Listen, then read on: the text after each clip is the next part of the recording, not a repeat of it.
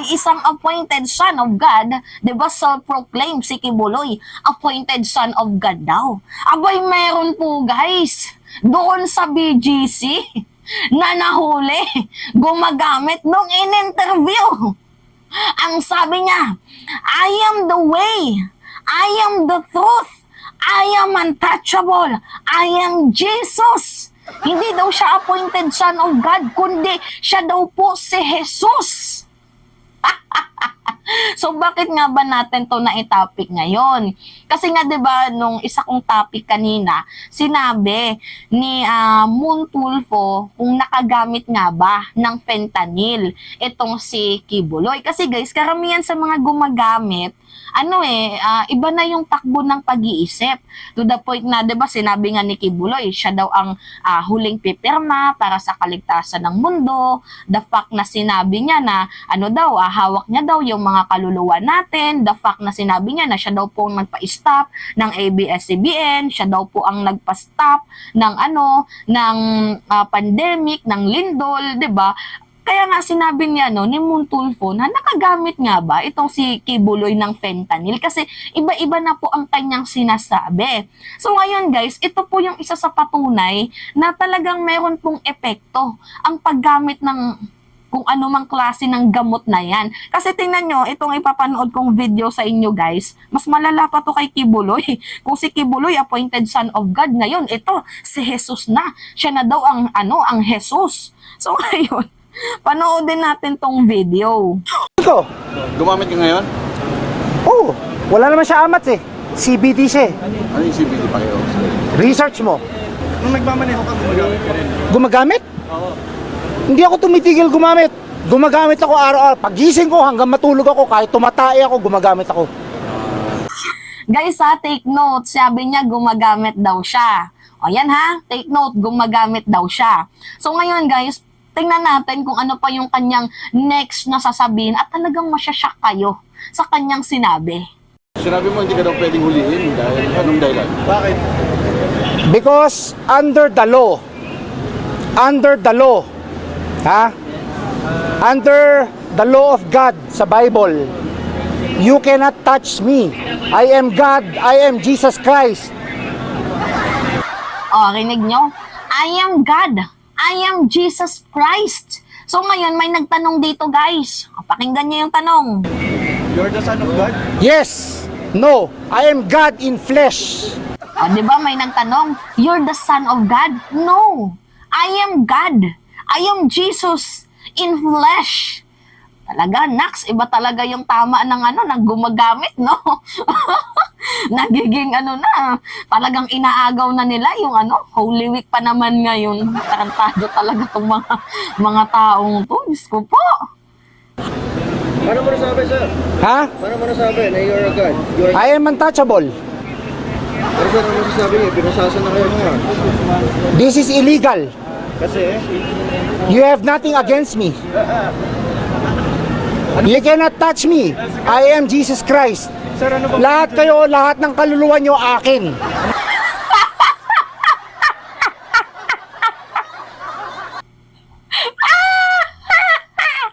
Sinabi na yan ni Kibuloy. Parehas kaya sila guys ng religion? Kingdom of Jesus Christ din ba to? Ewan ko ba dito? Itinaon nyo pa sa Holy Week ha? Akin yung kaluluwa nyo. Si Kibuloy naman siya ang huling pipirma sa kaligtasan ng mundo. Wow! Anyway. Religion niyo, sir? Wala akong religion. God lang, God. God. Wala akong religion. Kaano-ano niyo si Mama Mary? Nanay ko, I am the law. Bakit hindi godly? Ako nagde-decide, hindi kayo.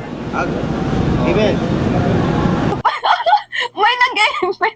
Sino yung nag-amen na yun? Grabe guys on fire siya nung sinabi niya, yung sinabi niyang I am untouchable. Wow, big word. Talagang literal na on fire. Kibuloy na kibuloy din, no? Untouchable din. Diba hindi nagpapahuli? Tago-tago. Anyway, sige, pagpatuloy. Okay na. I am the law. I am the way. Lahat kayo, dadaan kayo sa akin para makapunta ng langit.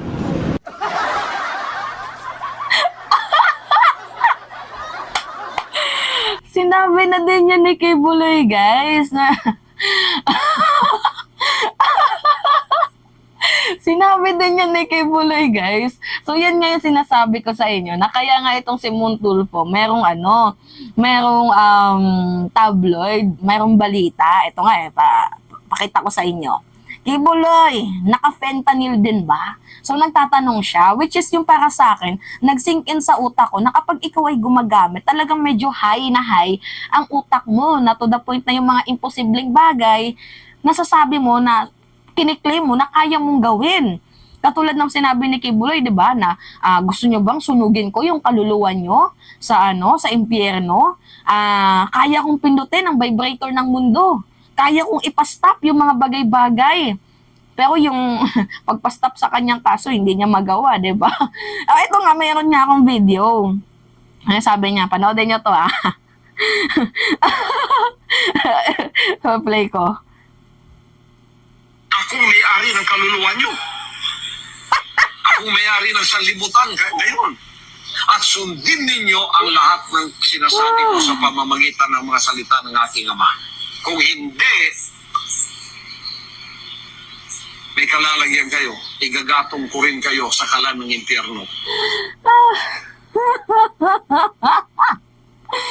Hindi ko alam kung magka-religion sila ni Kibuloy, but sabi ng lalaki na nahuli doon sa BGC, kasi itong lalaking to gumagamit, sabi niya wala siyang religion, God lang daw.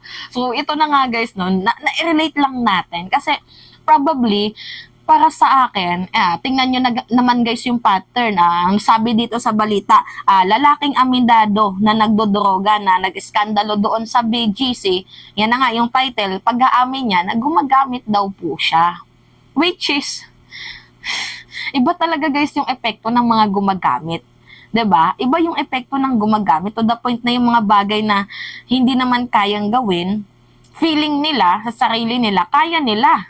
'Di ba? Kulang na lang sabihin ng lalaki ni Kibuloy na kaya niyang hatiin ang karagatang dagat. 'Di ba? Yan yung mga yan nga yung sinasabi ko guys na kaya yan sinulat ni Montulfo kasi nga parang feeling ko may pattern.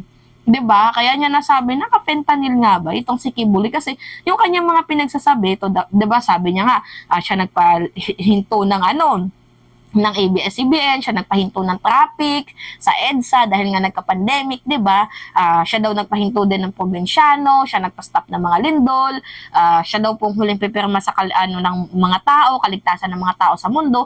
Yung mga bagay na imposible ba guys, nasasabi nila. So bakit nila nasasabi yun? Kasi malakas yung loob nila. Bakit malakas ang loob nila? Kasi nga meron silang ginagamit.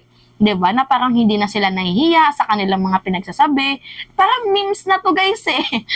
'Di ba? Memes na to.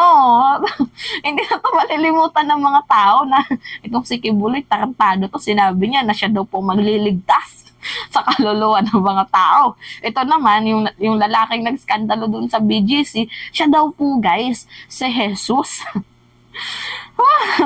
Anyway, nakita nyo na, may tumalo na po kay Kibuloy. Mas matindi pa to. Kung si Kibuloy, appointed son of God, itong lalaking to, siya na daw po guys, yung truth. Siya na daw po si Jesus. Talaga nga naman, oo, So anyway, yun lamang ko guys, it's me again, si Mima Alicio nyo, at nagbabalik ulit para sa ating panibagong video.